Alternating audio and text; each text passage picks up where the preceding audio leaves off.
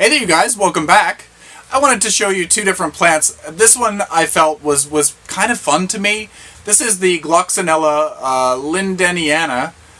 You've seen videos of this particular one. I did some repotting of it, and I thought that this plant was dying. I guess it has a lifespan, and it grows beautifully, it grows vigorously, and then all of a sudden it starts to just kind of die off. And I'm thinking to myself, oh goodness, I've killed it.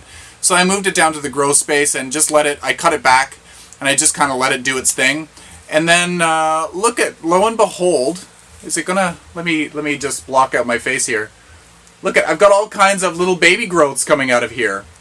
So this is the fun thing about the plant group of gesneriads, because many of them produce tubers or rhizomes or fun things like that. Do you see? Right here by my finger, right here, it's producing a little baby. Where else here? Here is a good look here in the pot. Notice the really green part. I believe it's right here. That is the rhizome. So it's also producing a little baby plant right along here. So this plant is going to be okay. It's going to be fantastic. I love the leaves, how they've got that beautiful variegation. I'm trying to see it and show you at the same time. It's so hard. So if you're growing gesneriads, just if you think that you've killed it, let it have a little bit of a dry period and come back to it.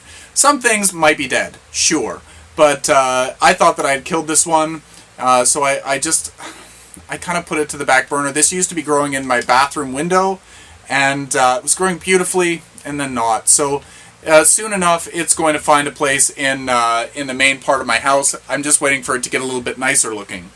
Another one, it's a very popular one. Many of you ask questions about this one. This is the Millenium Majic Witchcraft. It is getting to that time where it's starting to produce all kinds of growth. So here is a new growth. It looks like it's been pressing up against something. Not good. It's going to always have this kink in it now. Can you see that? It's got a little bit of a kink right along in here. And always going to be that way. I've got to start watering it now. It's been dry. I have given it a little bit of a drink from time to time, but nothing substantial. So I've got this growth. I've got this growth. I've also got a growth right here. And there's a growth starting right here. This one here is producing all kinds of happy sap. So happy sap is something that a plant will produce, just clear beads of sticky grossness. And the problem with happy sap is that it also attracts other insects. So just be cautious of it. Many people, Danny has shown that she has removed the happy sap with a Miss Orchid Girl is Danny.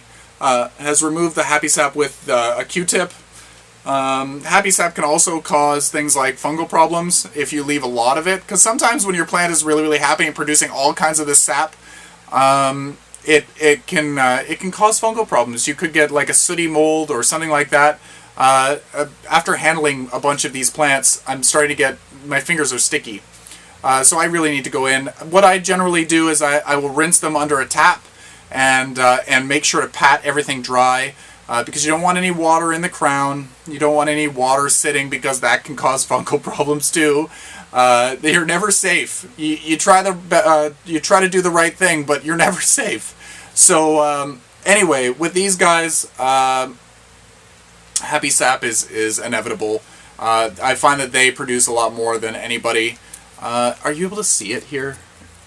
Can you see the little crystallized right along in here? There's a little crystallized sap. That is not bugs, even though I have scale and mealybug. This plant doesn't have any of that, so thank goodness. But yeah, so right now the roots are starting to develop. They're about, on this one, they're about 2 inches long.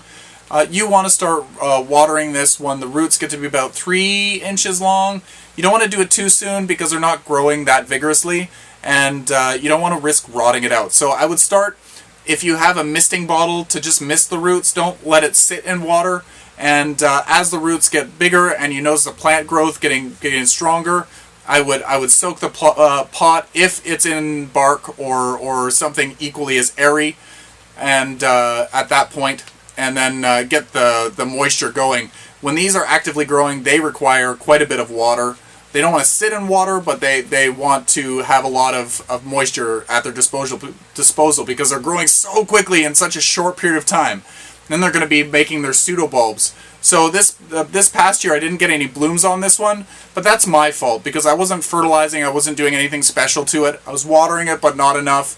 But this year it's got 4 growths. Hopefully I will be able to treat it the way that it needs to be treated, and hopefully we'll see some flowers this year. But I just want to share with you what it looks like right now. It's doing okay. I'll probably end up splitting it because my grow space is going to be a little bit bigger, and I will look forward to having 2 plants rather than just the 1. It always was 2 plants. But anyway, I ramble. So anyway, I just wanted to show you an update on these 2 guys. Again, this is the Gloxinella lindeniana. It is really cool. I like this plant. I love the leaves. They're fuzzy and cool. I'm saying cool a lot because they are. And show me what you're growing. I would love to see what you're passionate about right now. Plants for me seem to have a rotating, it's a carousel of what I'm interested in at any given time. Depends on the season, depends on my mood.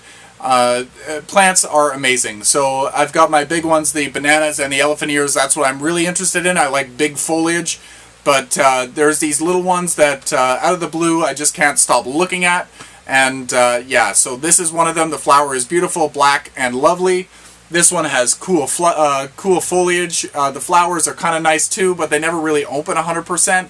So that's something that works against it. But they're beautiful, kind of a lavender color, and they are a good size. But they just never. I feel like they should open, but they always kind of closed. So whoop. And we just got an orchid falling down. It didn't break the flower. This is my Paphiopedilum. Let me get it here. The Paphiopedilum, the bulldog. Thank God the flower didn't break. So that just came to say hi. It wanted to be in the video. So until next time, show me what you're growing, and happy growing, everyone.